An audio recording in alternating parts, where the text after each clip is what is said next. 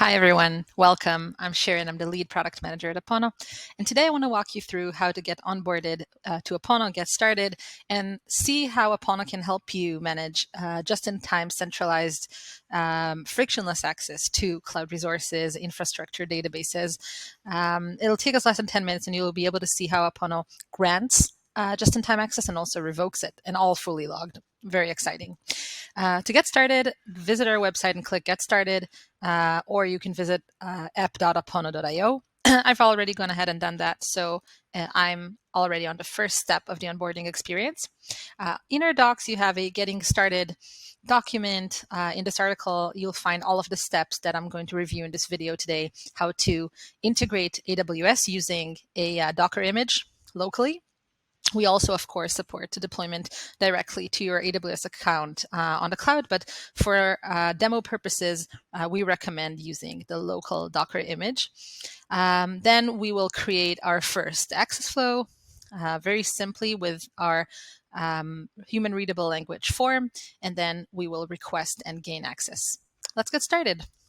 So now I'm on the first step of our onboarding. I'll click Get Started. And then I'll have to pick what integration I want.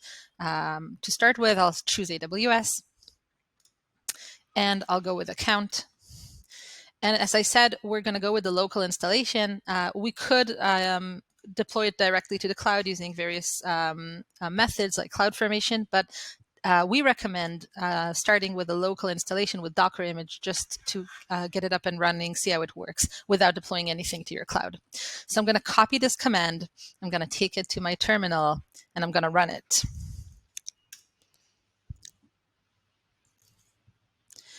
Okay, I have Docker installed on my computer, of course, so we can just get started. For my AWS CLI profile, this is actually very important. You want to make sure that your AWS profile is configured in CLI with list permissions and IAM or grant permissions. All of the permissions you need are listed right here in our docs, so you can go ahead and see the permissions that are required. So I already have one configured. I'll just hit enter to use the default one. Now the Docker image will be downloaded. This might take a few minutes, so we'll just skip ahead and meet back at the next step. Okay, the installation took about a minute, and now we're done with that. The Docker image is installed. And as you can see, the installation was completed, and now going back to our UI, I can see that the local connector was found. So this is very good. We can now move on to the next step and actually integrate AWS. So today I'm going to integrate just buckets and EC2 instances, but I could integrate all of these resources that are supported out of the box. You can contact us if you're interested in other services that aren't listed here. I'm going to click Next. I'm going to give this integration a name, so I'll call it AWS Test. I'll put in my region, and the rest I can leave empty. I'll hit Connect. This may take a few seconds just to get connected with AWS and list all of the buckets and EC2s in the account. So I'm using a Playground account. It took a few seconds.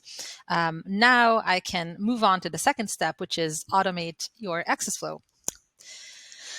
For those of you who are seeing an access flow for the first time, it's really an access policy, but more dynamic, easier to use, easier to understand, and with lots of really incredible dynamic functionality, which I'm going to show you now. So I'm going to call this access flow read access to S3 bucket. When the user requests access, and in this case it's me, I'm the only person in this environment at this point, which resources do I want to grant them access to? So I'll pick this integration, the only one I have at the moment, AWS Test, and I'll pick buckets, done. At this point, I can pick which buckets I want. So either I can select by tag. These are cloud native tags coming from AWS, or if you're using tags, we're fetching those tags for the buckets.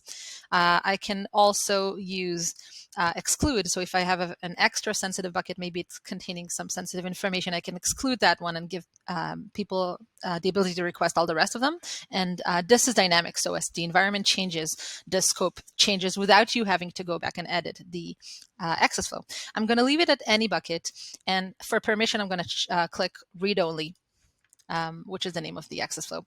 And I'm going to grant this access automatically for, let's say, less than 1 hour. Let's say something like 5 minutes.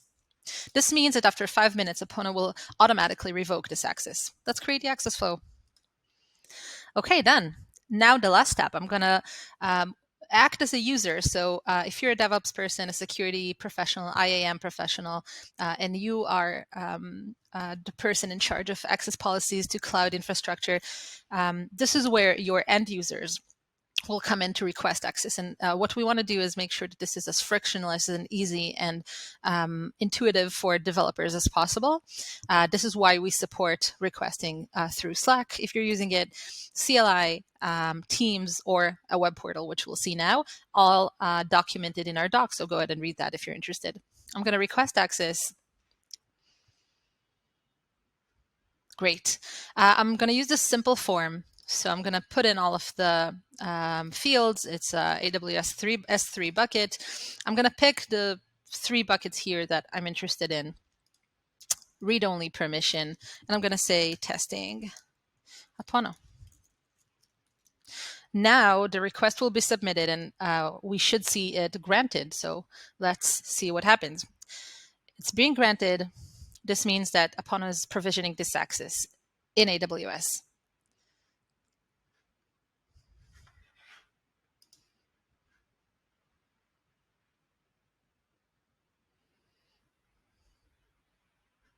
Okay, the access is granted. So as you can see here, now I as an end user, as a developer, should have access to those buckets for 5 minutes. I'm going to see the access details that Apono created for me. And now you can see that I have either a command to run in CLI, or I can go to the management console. I'm going to click through to the management console just to see that I have this access that I wanted. And if I go to S3 buckets, you can see all the buckets that I saw in my access flow. I requested all of those 3 buckets. So let's look for this one, CF templates. And I should be able to read this bucket. Let's try another bucket. So I can't actually view the contents of this bucket because Apono did not grant me access to this bucket. So I have insufficient permissions. If I go back and I look at the one I did get access to, I can view the contents. And it's the same for all of these buckets here. The ones Apono did not grant me access to, I cannot view the contents of, and the ones that did, I can. So this is very exciting. We just got access to read the contents of buckets. Let's finish the onboarding now. We did it. So the onboarding is complete. We have access to 3 AWS S3 buckets with read-only permissions. So now it's a 5-minute access, but I'll go ahead and revoke it as an admin. So you will be able to do that as well, revoke access if you want to do that. I'll revoke the access. And now, as it's revoked, it's being revoked. When it's done revoking, I'll go back and see if I can see the contents of those buckets still. Okay, the access is revoked. It says that it expired. So now if I go back to the list and I try to view the contents of these buckets, I don't have access anymore to view the contents of the buckets. I have insufficient permissions to the bucket that I could read before. And actually, I got kicked out of the session because I don't have any other access anymore. So thank you for joining this demo. What we did today was in less than 10 minutes, run a local Docker image, install the local connector, integrated AWS with a Playground account, which is what we recommend for onboarding. And then we created an access flow, granted access to read the content of S3 buckets, and actually saw what happens when the access is revoked and couldn't access the buckets anymore. I hope you enjoyed it. If you have any questions, please contact us, and see you soon.